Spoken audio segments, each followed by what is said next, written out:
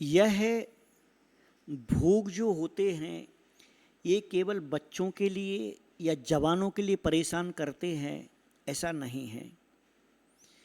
जिन्होंने खटिया पकड़ ली है या खटिया पकड़ने की तैयारी कर ली है, या जिनके हाथ में रिटर्न टिकट आ गया है, रिटर्न टिकट जाने का यानी फिक्स है, जीवन का आखिरी समय,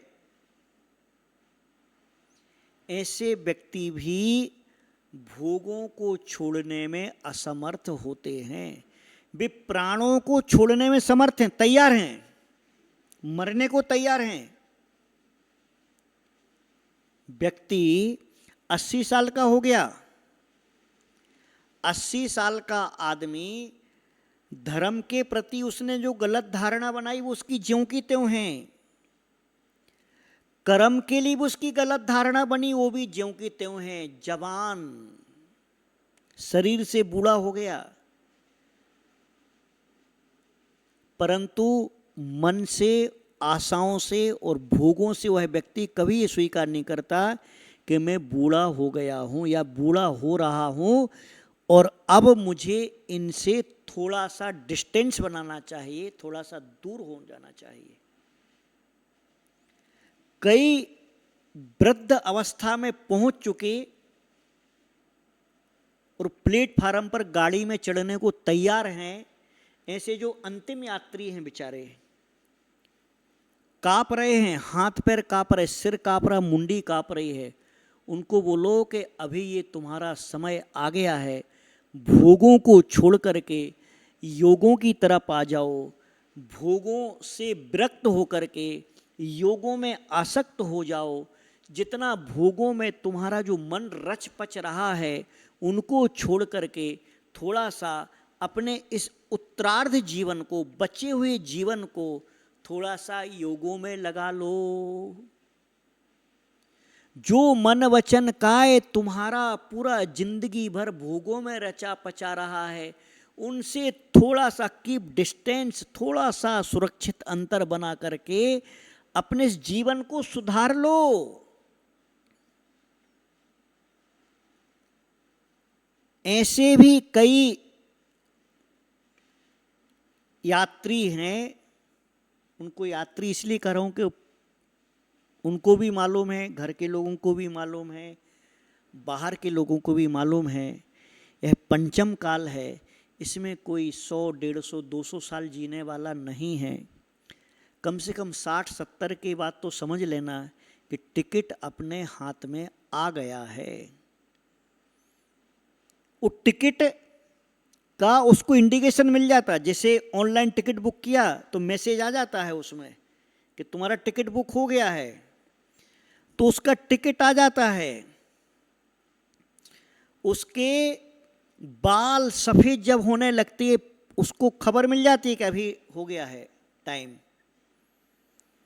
वो व्यक्ति कहता है ये बाल सफेद जो हुए हैं इसका उपाय मेरे पास में है। कौन कहता है कि बाल सफेद? बोले आजकल तो बच्चों के होने लगे, छोटे बच्चों के, ये कोई बाल सफेद होना कोई बड़ी बात थोड़ी है। गोदरेज का हेयर डाई लाया और तुम तो सोचते थे कि मेरे तो काले ही बाल हैं, और मालूम चला चाचा तो दूसरे दिन लाल बालों में प्रकट हो गए या हरे में प्रकट हो गए। या तुम जब तक इतना सोचोगे ना तो मालूम चला इनके तो सतरंगे बाल हो गए, लाल हरे काले पीले नीले। और मान लो बाल झड़ने लगे, देखो कलाकारी देखिए आप, बाल झड़ने लगे तो एक तो आजकल इम्प्लांट्स होने लगे बाल, दूसरे नहीं तो बिग लगा लिया। और मालूम चला यार कि इनके चाचा जी को या इनके पिताजी को 4 साल पहले आए थे यार, वो कुछ अलग दिख रहे थे, ये वाले पिताजी अलग दिख रहे, ये बुढ़ापे में कैसे अलग अलग पिताजी हो गए। और मालूम चला कि पिताजी तो वही हैं, तो बालों की जगह बिग लगाया हुआ है, बदल जाते। स्किन का प्रॉब्लम अगर होने लगता है लोगों को, पैसा बहुत है तो प्लास्टिक सर्जरी करवा लेते हैं। परंतु जवान ही दिखना चाहते हैं, जवान ही रहना चाहते हैं। इंजेक्शन के द्वारा और अनेक प्रकार की औषधियों के द्वारा वो बोलते हैं कि कुछ भी हो जाए, बस हम युवा बने रहें, भोगों को भोगते रहे। जैसे पहले भोग रहे थे युवा अवस्था में, वैसे ही मेरे भोग निरंतर बने रहे। आप चाट पकौड़ी की स्टॉल पर देखिए, रिसेप्शन में दादाजी, पोताजी, बहू जी, बेटा जी सब चटकारे लेकर के एक साथ जुटे रहते हैं, कोई त्याग कुछ भी नहीं, आसक्ति भोगासक्ति। तो वो बुढ़ापे में भी, वृद्ध अवस्था में भी वो छूट नहीं पाता है भोग। अब उन्हीं को बोलो त्याग कर दो, अरे अभी रहने दे थोड़ा सा, अभी तो क्या, अभी तो पोते की शादी, भाई आज नहीं नाचेंगे, आज नहीं खाएंगे तो कब खाएंगे।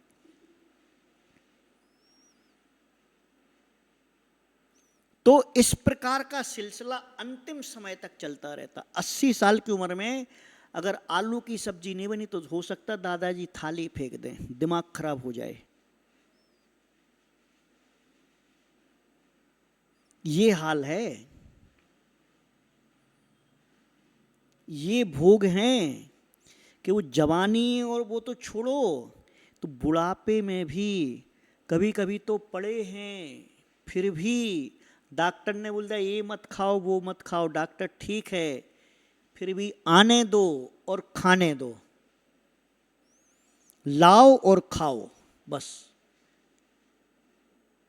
ये जो आओ लाओ और खाओ वाला सिद्धांत है ना, इसमें भोगों की श्रृंखला कभी नहीं टूटती है।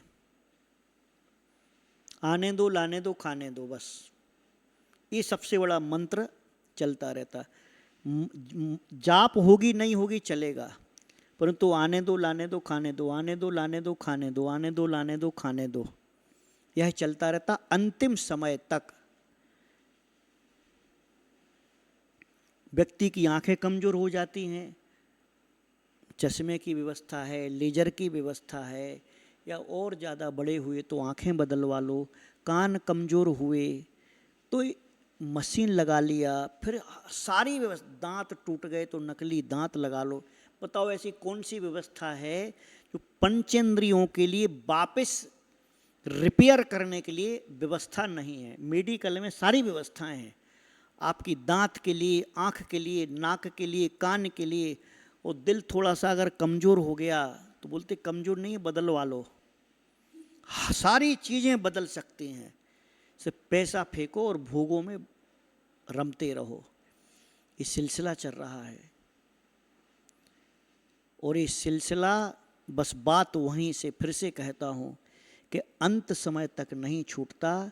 आंखें बंद हो जाती हैं, प्राण निकल जाते हैं तो भोग नहीं निकल पाते। जीवन समाप्त हो जाता है, वह अपने भोगों को समाप्त नहीं कर पाता है। उसी व्यक्ति को बोलो इन भोगों को छोड़ करके थोड़ा सा चारित्र को धारण कर लो, कोई नियम ले लो।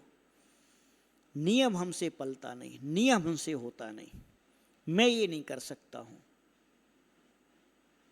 मैं हर साल 10 लक्षण में करता हूँ, बाकी के समय नहीं होता। किसी को काम का बहाना है, कोई कहता हमको डॉक्टर ने कहा है हमको रात में खाना ही है, हमारी दवाइयाँ चलती हैं, उसके बिना हम जीवित नहीं रहेंगे। कोशिश करो, धर्म पर एक बार विश्वास करो। जितना तुमने दवाइयों पर विश्वास किया है उतना हमारे देव सद्गुरु पर विश्वास करके देखो, उन भोगों से ज़्यादा तुम्हारे लिए इन योगों से लाभ मिलेगा, निश्चित रूप से जीवन अच्छा बनेगा।